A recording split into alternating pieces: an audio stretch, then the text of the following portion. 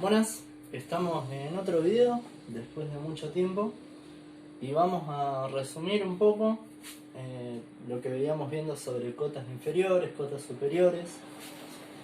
Si recordamos, en el último video vimos lo que es el supremo de un conjunto y lo que vamos a ver ahora es una definición análoga, que es el ínfimo de un conjunto.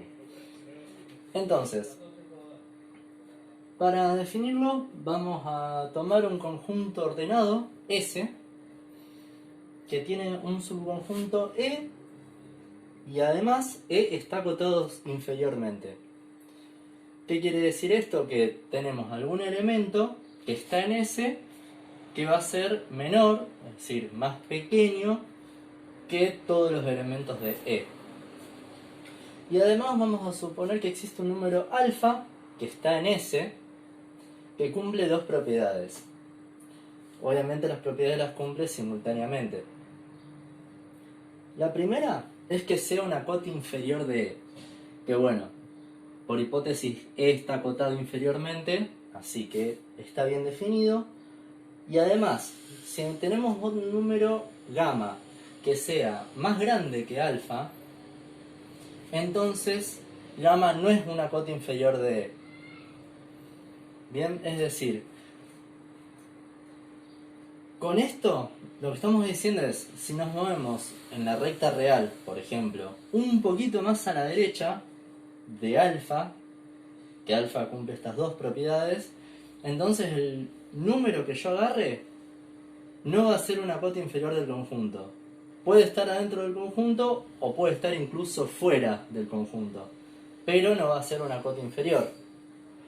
O va a ser un miembro o puede ser una cota superior si tomo uno lo suficientemente grande.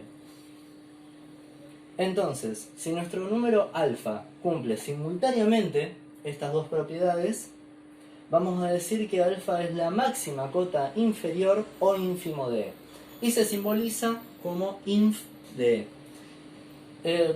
Se le suele acostumbrar decirle ínfimo directamente, pero bueno, tengamos en cuenta que el ínfimo de un conjunto es la máxima de las cotas inferiores, es decir, la más grande de todo el conjunto de cotas inferiores que yo tenga de algún conjunto. Y ahora vamos a ver algunos ejemplos.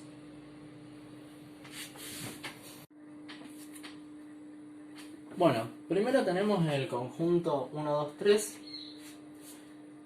que es un conjunto que está acotado. Si bien en la definición trabajábamos con un conjunto que sea un subconjunto de otro más grande, podemos tomarlo como un subconjunto de los naturales y vemos que el número 1 es una cota inferior de este conjunto. ¿Qué más sabemos? Y si lo tomamos como subconjunto de los números naturales, el 0 vamos a considerarlo que no es natural, aunque varias veces sí se lo considere. Y si tomamos otro natural más grande que el 1, vamos a caer en el 2. Que el 2 ya no es una cota inferior, porque existe el 1 en el conjunto que es menor. Entonces, cumple con las dos propiedades de el ínfimo. Por lo tanto, la respuesta es 1. Ahora, si tomamos el conjunto de los números naturales, es decir, vamos a escribirlo de forma extensiva, sería el ínfimo de 1, 2, 3, 4 y así sucesivamente. Pasa un poco lo de arriba, ¿no? Porque el 1 es cota inferior, es un candidato que además pertenece al conjunto, pero además si yo tomo cualquier número natural más grande que 1, ya va a estar dentro del conjunto. Por lo tanto, el ínfimo de los números naturales es el número 1. Y acá, el ítem C, tenemos los números de la forma 2K, es decir, pares, con K entero negativo. que sería el menos 2, el menos 4, menos 6, menos 8. ¿Acá qué pasa? ¿Podemos determinar alguna cota inferior de este conjunto? Porque, por ejemplo, si yo digo, bueno, supongo que mi cota inferior es algún número 2K sombrero, yo sé que siempre va a existir un 2K doble sombrero que va a ser menor que 2K sombrero. Y así, porque yo voy a tener infinitos pares que son negativos y enteros. Por lo tanto, el ínfimo de este conjunto no existe. Si retomamos un poco el video anterior, ¿supremo tiene esto? Y cota superior, vamos a tener el 0, vamos a tener todos los números enteros. Pero sabemos que si tomamos el menos 2, si agarro uno más chico, ya no es cota superior. Y después sí, puedo agarrar algún número más grande, pero el menos 2 va a ser la menor de las cotas superiores y por ende va a ser el supremo de este subconjunto de los enteros. Pero bueno, en este video nos vamos a enfocar en el ínfimo, pero era para mostrar un poco que un conjunto puede no tener ínfimo, puede no tener supremo, puede tener ambos, puede no tener ninguno. Vamos con este último ejemplo donde se nos presenta esta pregunta. ¿Es el ínfimo de estos dos conjuntos el mismo? Bueno, los conjuntos en cuestión son: el primero, los números R racionales estrictamente mayores que 0, y en el segundo, los números racionales mayores o iguales a 0. Esto lo podemos pensar en un eje horizontal donde vamos a marcar al 0 y en este caso tendríamos, sin incluir al 0, todos los números hacia la derecha, pero tengamos cuidado que no estamos trabajando con los números reales, estamos con los racionales. Así que tendríamos como huequitos, porque si los reales están compuestos de números racionales e irracionales, acá tendríamos que dejar fuera a los números irracionales, así que esos no los vamos a tener en cuenta.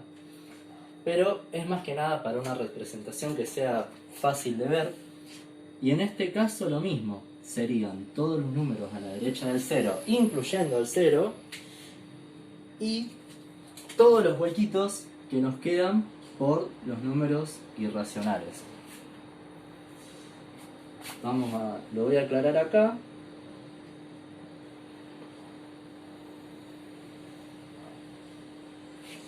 Entonces, ¿qué pasa? Un buen candidato para este conjunto y sería el 0. ¿Por qué? El 0 es una cota inferior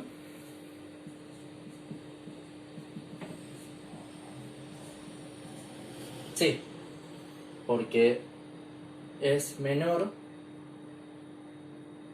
o igual, aunque en este caso estemos tomando los menores, que todos los elementos del conjunto.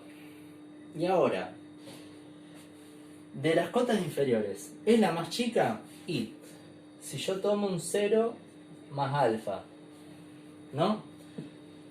Siendo alfa un número racional. Es decir, me muevo acá. Acá tengo 0 más alfa. Y 0 más alfa, si ya es un racional mayor que 0, entonces va a estar en el conjunto.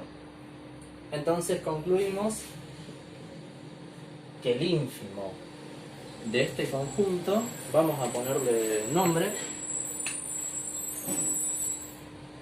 vamos a ponerle A, el ínfimo de A es 0.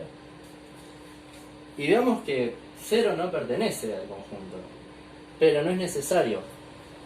O sea, un supremo o un ínfimo puede ser miembro del conjunto como no.